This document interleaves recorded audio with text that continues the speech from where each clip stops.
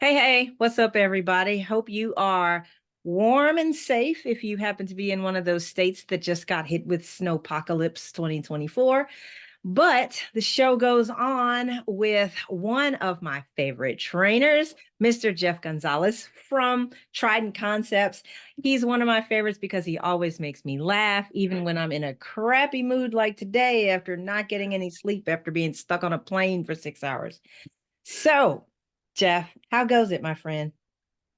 Great, great. It's hard to believe we're already just a couple months away from the conference. It seems I like we were know. just having this conversation not too long ago. Like a couple of weeks ago, yeah, Yeah, it does. It really time feels that flies way. when you're doing the jobs of 18 people, as you well know. Um, but on that note, let's go ahead and introduce you to anyone who may be new to the Jeff Gonzalez awesomeness. Tell us who you are. All right, so I'm Jeff Gonzales. I'm the founder and CEO of Trident Concepts. Trident Concepts is a nationally recognized training company. We've been around for 20 plus years. Been very fortunate. My background comes from Naval Special Warfare. So those that don't know, I spent the better half of my adult life there, East and West Coast, operator, instructor. Left the Navy, started doing all that fun stuff outside of the military. Did that for a while, and then in the process, there was some overlap when I kicked off Trident Concepts. So that's it in a nutshell. Pretty You simple. sound like you've given that spiel once or twice in your life. Oh yeah, once or twice. I try to figure out, can I change it up? Should I do something different? I'm just like, nah, I'm just gonna go Nope, with it. nope, that was perfect and in record time too. Thank you. All right. So that leads us to the even more exciting news about your classes at TACCON this year. Your classes went over really, really well last year and were heavily requested. So we're reprising them both. Mhm. Let's talk first about micro compact pistol techniques. So I love it, and I'm just thrilled and very grateful that the coursework was so well received. So the micro compact pistols address a very fast growing trend within the concealed carry market, which is going smaller, getting small, and that's it's great because it's reducing or lowering barriers to entry for so many people. We get into these debates. I use that term loosely about, is it enough gun? Are you going to get killed in the streets if you don't have this or that? And the reality is that, you know, these guns are every bit as capable. It really just down to the end user, the operator, how well they can manage it. And so over the years, we've been really focusing on those micros. We've kind of cracked the code to some extent about how to influence them in a more positive way so people are more open to playing with them. Because I mean, when I first got the very first micro compact, I admit I kind of was like lukewarm, because it was not the standard compact pistol that I was, back then it was a Glock 19 or a 320 compact. So it was just kind of like lukewarm until I started playing with it and really putting it to task. And I love shooting them side by side, so you can see kind of like the performance attributes between them, both at close range with speed and going back at distance and shooting. Last year was really funny because I did a side by side comparison back at the 25-yard line to see the shot grouping. And I shot one group with a compact, and I shot another group with the 365, a micro compact. And I asked the class to tell me which group came from which gun.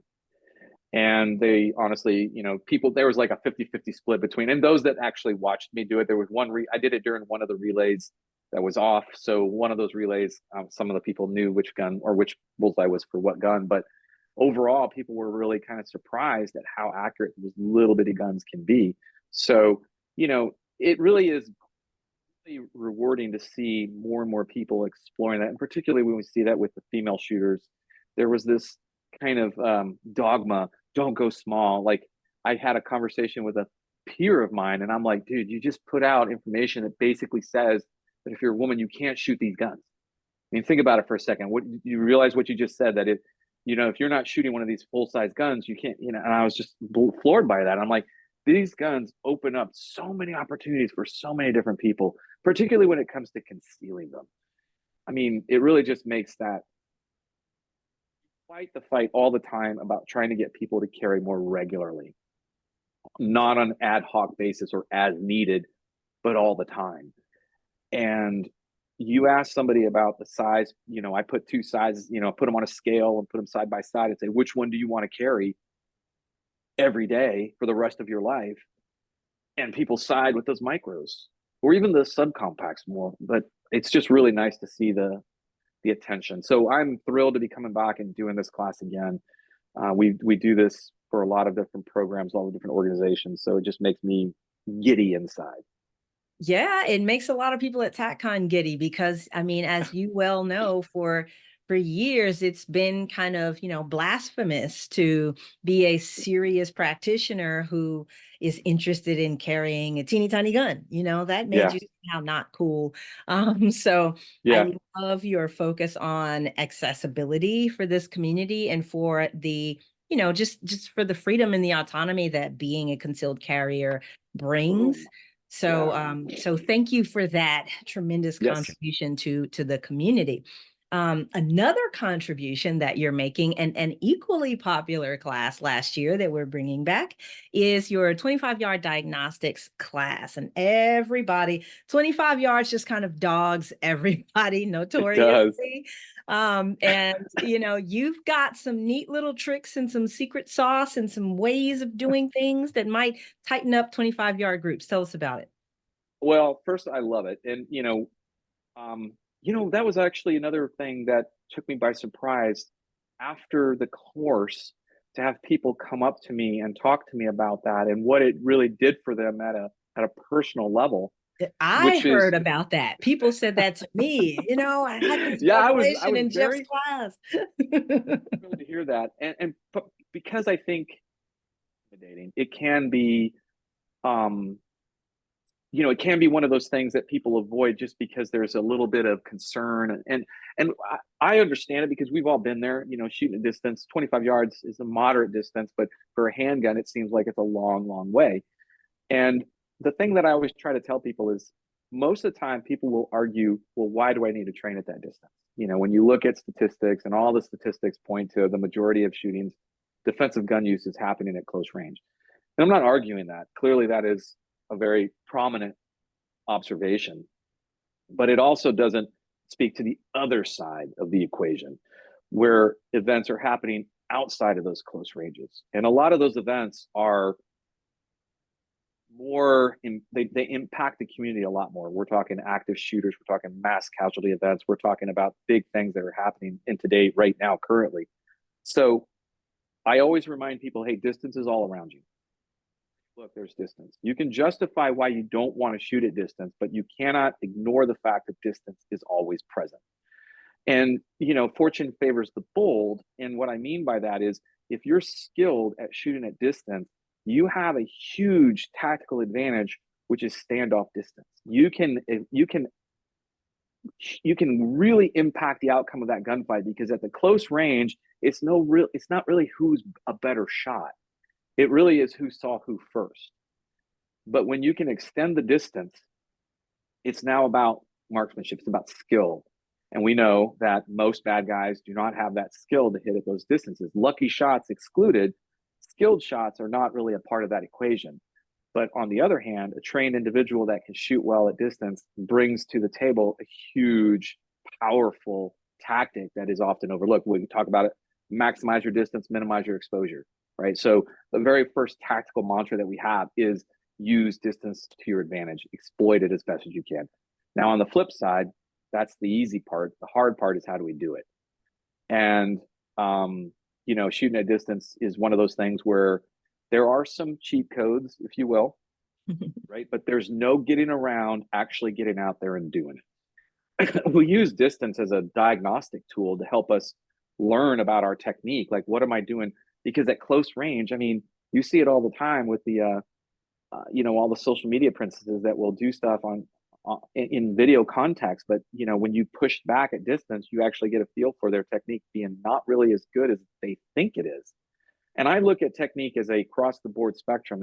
It's not, hey, I have good technique at close range. You either have good technique or you don't. It's like being pregnant. You either are or you're not.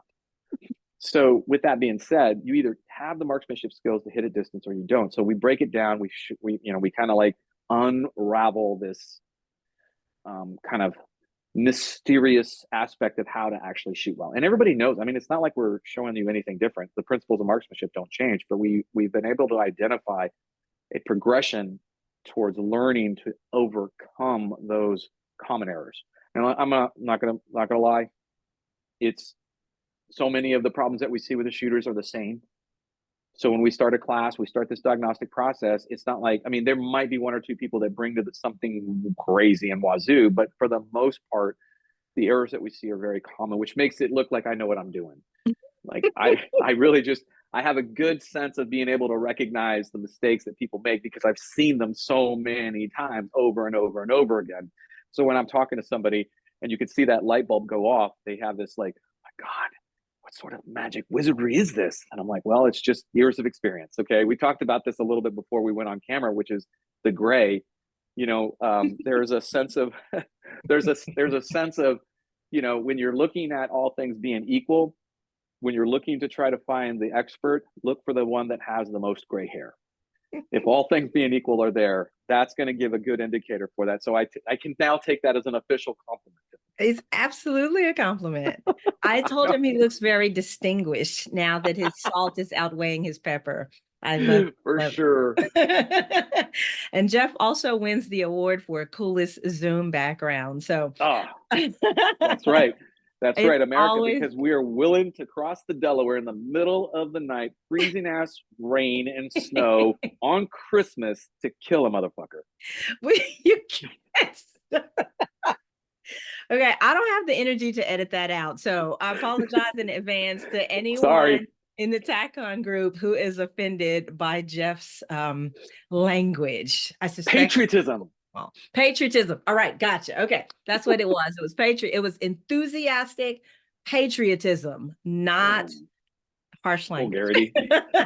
Yeah, exactly. Just remember, too, I am a sailor still. I'm still a sailor. Well, right? There is that. There was that. No amount of white hair can undo that. So, all right, my friend. I'm sorry. Always fun to talk to you. And Likewise. I cannot wait to get to your neck of the woods. You're a Texan, and I'm headed your way in just a few weeks. We will see you in Dallas, my friend.